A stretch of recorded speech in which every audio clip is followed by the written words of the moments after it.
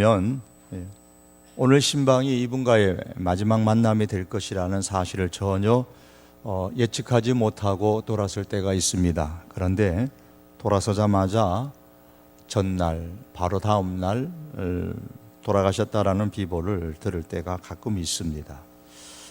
그때 그 신방에서 말씀하셨던 그분의 말씀이 저에게는 마지막으로 남긴 유언과도 같은 말씀이 되었습니다. 반대로 언젠가 또 우리 사람들은 내 자신이 다른 사람에게 별 생각 없이 건넨 말인데 그들에게 남긴 나의 마지막 유언이 될 수도 있습니다. 이런 것을 볼 때에 우리는 지금 누군가와 대화를 나눌 때에 조금이라도 더 따뜻하고 예쁘게 말하려고 노력하는 습관을 키우는 것이 바람직한 줄 압니다. 왜냐하면 내가 남긴 그에게 들렸던 그 말이 나의 마지막 유언과도 같은 말이 될 수도 있기 때문입니다. 운다고 달라지는 일은 아무것도 없겠지만 이라는 수필집에 보면 이런 글이 나옵니다. 말이란 것은 사람의 입에서 태어나서 사람의 귀에서 죽는다. 하지만 어떤 말들은 죽지 않고 사람의 마음 속에 들어가서 살아남는다 그랬습니다. 사실이 그러하지요. 그때 그분이 남긴 그 말, 그때 그분이 내게 해줬던 그분의 그 말이 내 귀에서 사라지지 않고 내 마음에 들어와 살아남는 말이 있습니다. 다음에 만나서 식사 한번 하지. 다음에 만나서 식사 한번 할 줄 알았는데 그 말이 그분의 마지막 말이 될 수가 있는 겁니다. 그런데 성경에 보면 우리가 한 말이 하나님의 마음에 살아남는다 그랬습니다. 여호와의 말씀이 내 삶을 두고 맹세하노라. 너희 말이 내 귀에 들린 대로 내가 너희에게 행하리라. 사람의 말이 하나님의 귀에 들린다고 했습니다. 그런데 어떤 말은 쓰레기통에 넣어도 아깝지 않을 쓰레기 같은 말로 남을 것이고 또 어떤 말은 귀한 말로 하나님의 마음을 감동시키는, 그래서 하나님의 마음에 깊이 남는 말이 될 수 있습니다.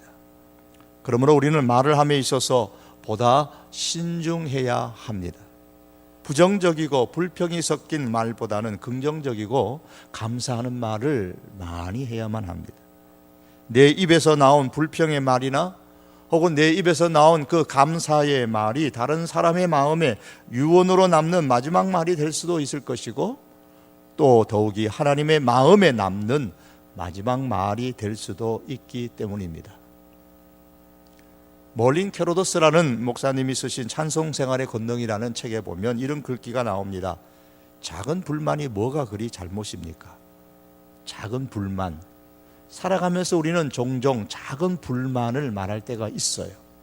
그 작은 불만이 뭐가 그리 잘못입니까?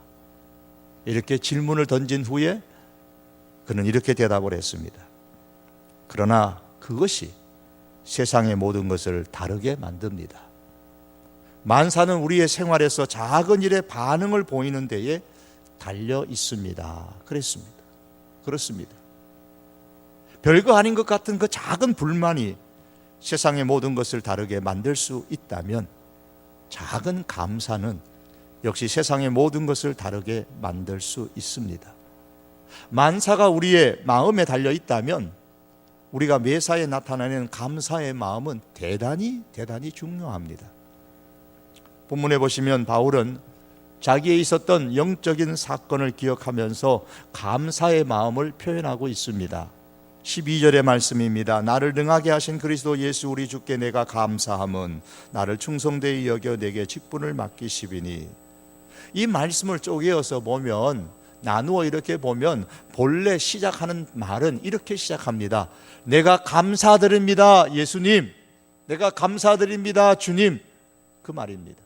이렇게 먼저 시작해 놓고 그 다음에 말을 합니다. 디모데전서가 기록된 이 디모데전서가 바울이 로마에서 2년 동안 감금된 이후 석방되고 또다시 AD 67년경에 로마 감옥에 갇히게 되는데 그 바로 전에 기록된 것이기 때문에 디모데전서가 64년에서 66년경쯤에 기록된 것으로 보입니다. 그리고 바울이 AD 68년경에 순교를 했기 때문에 순교하기 한 2, 3년 혹은 3, 4년 전에 기록된 말씀이 이 디모데전서입니다.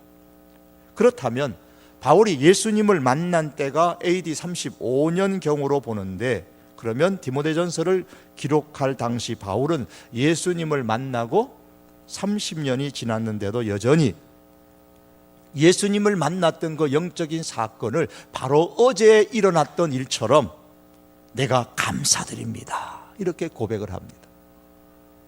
김 빠진 사이다 맛 같은 그런 감정이 아니라 막 전엔 찐빵이 따끈따끈하고, 아니 따끈따끈하다 못해 뜨거운 것처럼 그런 감정을 가지고, 뜨거운 감정을 가지고 내가 감사드립니다 주님, 이렇게 외치는 것이 오늘 본문에 나오는 바울의 감사의 뉘앙스, 감정입니다.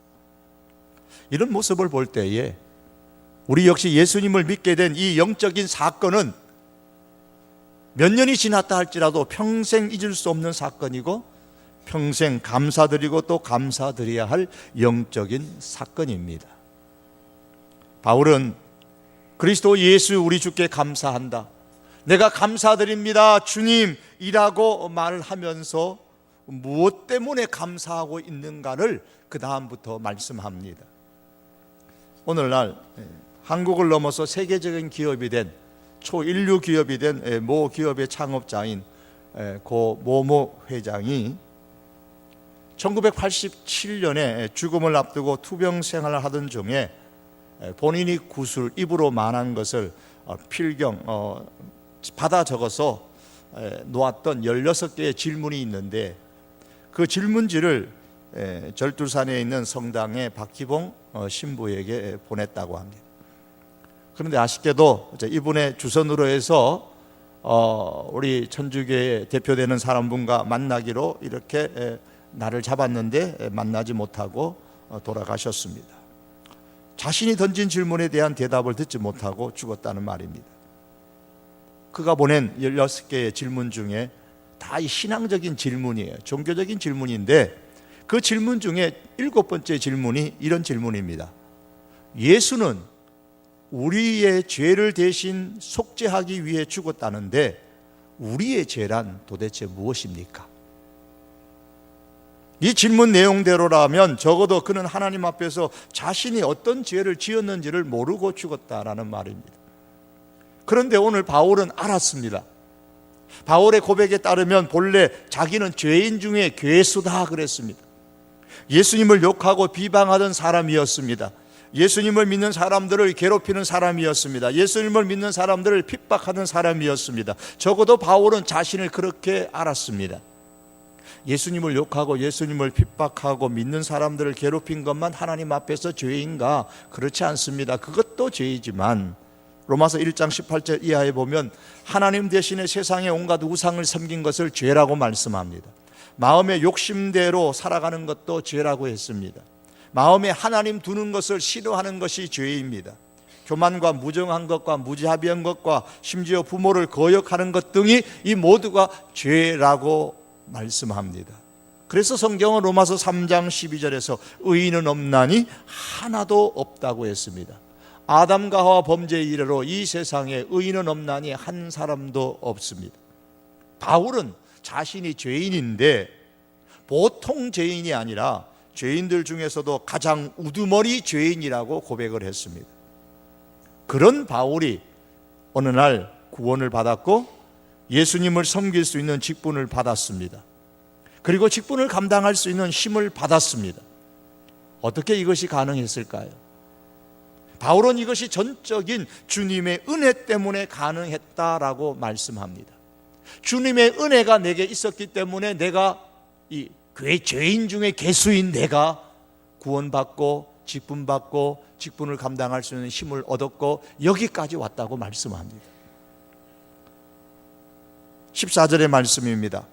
우리 주의 은혜가 그리스도 예수 안에 있는 믿음과 사랑과 함께 넘치도록 풍성하였도다. 주님의 은혜가 넘치도록 나의 마음 가운데 가득 찼다라고 그렇게 고백합니다. 내 마음에 가득 찬 이 주님의 은혜 때문에 죄인인 내가 구원받고 직분받고 주님의 일을 하게 되었다라고 고백합니다. 죄인인 자기를 바꾸어 준 것, 구원자로 직분자로 바꾸어 준 것이 주님의 은혜임을 그가 알고 고백합니다. 그럼 바울을 바꾸어 놓았던 그 주님의 은혜가 구체적으로 무엇입니까? 오늘 15절의 중반절에 보니까 그리스도 예수께서 죄인을 구원하시려고 세상에 임하셨다 하였도다. 이것이에요. 죄인의 우두머리인 바울 자신을 구원하시기 위하여 예수님께서 이 땅에 오셨다. 이것이 바울이 깨달았던 주님의 은혜입니다. 예수님께서 죄인을 구원하시려고 세상에 임하셨다.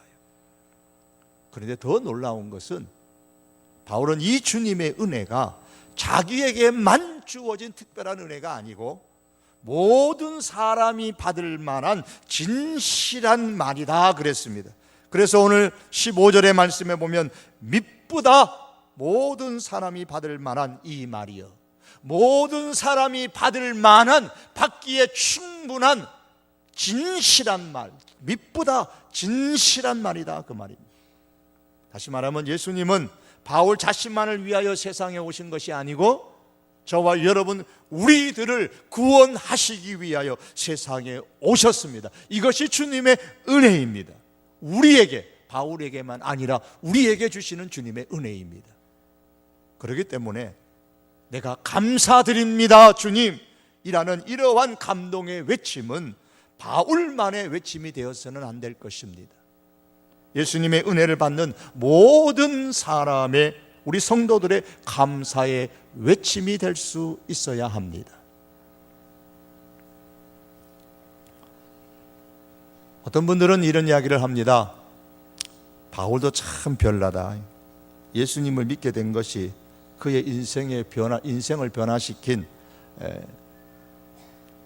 대단한 일인 것은 인정을 하겠는데 그 일이 있었던 때가 언젠데 그저 한두 번 감사하면 되지, 왜 그거를 30년이 지난 이때까지 계속해서 어제 일어난 것처럼 생각하고 감사합니다, 감사합니다 주님 꼭 그렇게 해야 되느냐 그러는 거예요.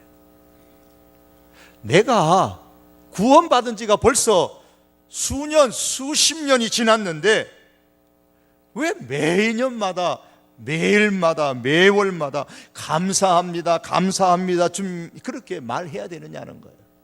감사하는 것도 어느 정도가 있지, 그렇게 계속해서 내가 구원받은 은혜에 대해서, 직분받은 은혜에 대해서 그렇게 매번 반복해서 감사해야 되느냐라는 겁니다. 여러분들은 자녀들의 생일을 매년 챙겨주십니까? 네, 저는 지금까지 매년 챙겨줬습니다. 작든 크든. 자녀들이 제 생일을 매년 챙겨줍니다. 작든 크든 매년 챙겨줍니다. 그래서 생일 그냥 지나치려고 그러면 왜 생일 안 챙겨줘 그럽니다. 예. 안 챙겨주면 섭섭하죠. 또 제가 안 챙겨줘도 자녀들이 섭섭할 겁니다. 아니, 한번 태어나고 그래서 감사합니다 하고 축하한다 그러고 생일 챙겨줬으면 됐지, 왜 그걸 매년 해야 돼요? 수십 년 동안. 여러분, 결혼하고 나서 결혼 기념일이 되어졌다 그래서 매년 챙겨주시는 부부는 몇 분이나 계십니까? 그거 매년 챙겨야 됩니까? 그런데 챙겨주지 않으면 섭섭해하는 분들도 많이 계십니다. 만일 생일이나 결혼기념일을 기억해주고 생일을 축하해준다면, 나와 결혼해서 정말 고마워, 정말 내 자식으로 태어나서 고마워, 내 부모님이 되어주신 것 정말 감사합니다, 그러면서 마음을 담아 정성 어린 우리가 선물을 준다면 부모와 자녀 간의 관계, 부부의 관계가 어떨까요? 그렇지 않을 때보다 훨씬 더 좋지 않을까요? 예, 기억해주고 싶지 않으면 기억 안 해줘도 사실 무방합니다. 뭐 태어난 지 1, 2년 된 것도 아니고 수십 년이 지났으니까 뭐 수십 년 동안 매년마다 선물해주고 축하한다, 내 자식 대줘서 감사하다, 내 부모님 대주셔서 감사합니다, 그렇게 해주지 않고 넘어갈 수도 있습니다. 그런데 그렇게 챙겨주지 않고 그냥 1년, 2년, 3년, 4년 넘어가면 그렇지 않는 꼬박꼬박 챙겨주고 감사하고 선물 주고 하는 그 부모의 자녀 관계와 부부의 관계와 비교한다면 어느 관계가 더 따뜻할까요? 여러분, 한 번 태어난 것도 혹은 한 번 결혼한 것도 기억하고 또 기억하고 평생 기억하기를 바란다면 생일이나 내 결혼보다 더 중요한 내 인생의 전환점이 되는 나의 영적 구원의 은혜에 대해서 한 번, 두 번이 아니라 평생 매달 매월 감사하는 것은 너무나 당연한 일입니다. 그래서 바울은 30년 전에 있었던 그 구원의 은혜를 30년이 지난 지금에 와서도 어제 일처럼 주님 감사합니다, 감사합니다 주님, 이렇게 고백하고 있는 것입니다. 또 어떤 분들은 말씀하셔요. 감사를 하면 꼭 헌금으로 감사를 드려야 됩니까? 나는 매일매일 주님의 은혜를 감사하는 마음으로 사는데 그러면 안 되는 겁니까? 제가 교육 전도사로서 섬겼을 때에 제 담임 목사님께서 세례 받으신 분들을 교육하고 나서 제일 마지막 날 꼭 똑같은 말씀을 하셨습니다. 강조하시기를 세례 받기 일주일 전에는 특별히 하나님께 기도를 많이 하시고 또 세례 받는 날에는 반드시 감사 헌금을 봉투에 넣으셔서 정성껏 하나님께 감사드리세요. 꼭 그렇게 가르치셨어요. 젊은 교육 전사였던 제 마음에는 왜 우리 목사님께서는 세례 받는데 왜 자꾸 감사 헌금을 드리라고 매년마다 저렇게 강조하실까? 그렇게 좀 불편한 마음으로 생각했던 적이 있었습니다. 감사라는 것이 마음이 중요한데 마음으로 감사드리면 되지 않습니까? 예, 그래도 됩니다. 그런데 성경에 보면 이상하게도 하나님께서는 감사를 그냥 마음으로만 하라고 하지 않으시고 우리가 수고하고 거둬들인 물질로 감사하라고 말씀하십니다. 하나님이 말씀하시기를 너는 내가 추수한 것과 내가 짜낸 즙을 바치기를 더디하지 말지며 내 소와 양도 그와 같이 하되 이래 동안 어미와 함께 있게 하다가 여드레 만에 내게 줄지니라. 감사할 때에 꼭 함께 물질을 가지고 와서 감사하라고 하나님이 말씀하세요. 왜 이런 말씀을 하셨을까요? 하나님께서 사람의 마음을 너무나도 잘 아시기 때문입니다. 사람이라는 존재가 그 마음이 그냥 그대로 두면 항상 하나님보다 물질에 대한 욕심, 이것을 더 좋아하게 되어져 있음을 하나님께서 아시기 때문입니다. 금이라는 것은 과거로부터 지금에 이르기까지 모든 사람이 좋아하는 겁니다. 이 금은 바로 인간의 물질에 대한 욕망을 상징합니다. 이 금이 불러일으키는 이 욕망, 이것은 끝이 없습니다. 그래서 연금술이라는 것이 발달되기도 했고 또 이것이 또한 현대 문명을 일으키는 그러한 계기가 되기도 했습니다만 어쨌든 이 금이 불러일으켜지는 그 욕망이 인간에게는 끝이 없어요. 인간의 심층 심리를 연구한 카를 구스타프 융이라는 사람은 금은 신과 동등하게 평가될 만큼 인간의 의식 아래에 도달해 있다 그랬어요. 사람들의 의식 속에는 뭐가 있느냐? 금과 신을 동등하게 여기는 의식이 있다는 거예요. 또한 정신분석의 창시자인 지그문트 프로이드도 말하기를 금은 인간의 깊은 잠재의식 속에서 본능을 만족시킨다 그랬어요. 이 인간의 잠재의식 속에 본능적으로 갖고 있는 것이 바로 물질에 대한 인간의 욕심, 욕망이라는 겁니다. 꼭 물질로 감사드리지 않아도 됩니다. 그러나 물질로 감사드리지 않는 그 마음에는 분명히 하나님보다 금이, 하나님보다 물질에 대한 욕망이 더 가득하게 차지하고 있는 경우가 대부분입니다. 그래서 하나님을 주목하지 아니하고 금을 주목하고 물질을 주목합니다. 이러한 인간의 본능을 아시는 하나님께서는 감사하라 말씀하실 때마다 항상 우리의 수고한 물질을 가지고 감사하라고 하셨습니다. 그러므로 물질에 하나님을 향한 우리의 마음을 담아, 하나님을 향한 우리의 감사의 마음에 감사의 물질을 담아 하나님 앞에 감사할 때에 하나님께서는 그 감사를 진짜 마음을 드리는 감사로 여기십니다. 예수님께서는 이런 하나님의 마음을 너무나 잘 아셨기 때문에 너의 보물, 내 보물이 있는 그곳에는 내 마음도 있느니라고 하셨습니다. 감사의 헌금을 드리지 않고 감사하고 싶으면 그렇게 하십시오. 그 대신에, 감사의 헌금 대신에 내가 가장 소중하게 여기는 보물을 드려서 감사하십시오. 내가 가장 소중히 여기는 것을 마음과 함께 하나님 앞에 드리면서 주님, 내가 감사합니다. 주님, 내가 감사합니다. 그렇게 감사할 수 있기를 바랍니다. 말씀을 맺겠습니다. 사랑하는 성도 여러분, 예수님께서 죄인인 나를 구원하시기 위해서 이 세상에 오셨습니다. 그리고 저와 여러분들을 구원해 주셨습니다. 이것이 주님의 은혜입니다. 이 주님의 은혜 때문에 우리가 예수님을 믿고 때로는 직분을 받고 주님의 사람으로 살아갑니다. 이것은 한 해에 한 번, 두 번, 한 해에 두 해에 감사할 것으로 그칠 일이 아닙니다. 평생 동안 항상 감사하고 또 감사하며 살아야 될 우리의 감사의 조건입니다. 그리고 그냥 마음으로만 감사하지 마시고 내 보물을 담아 마음을 다하여 하나님 앞에 감사하시기를 바랍니다. 감사가 생활화되어져서 언젠가 내가 감사드립니다 주님, 이 말이 우리가 사람들 앞에서 남기는 마지막 말이 되고 또한 하나님 앞에서 남기는 마지막 말이 될 수 있기를 주님의 이름으로 축복합니다. 기도하시겠습니다. 하나님,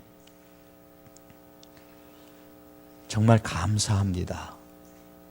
정말 감사합니다. 내가 남긴 이 말이 사람에게 남겼던 마지막 말이 되게 하시고 하나님의 귀에 들리는 마지막 말이 될 수 있게 해주시기를 원합니다. 이렇게 될 수 있도록 범사에 늘 감사함으로 살아가는 저희들이 삶이 되게 하여 주시옵소서. 예수님의 이름으로 기도드립니다. 아멘.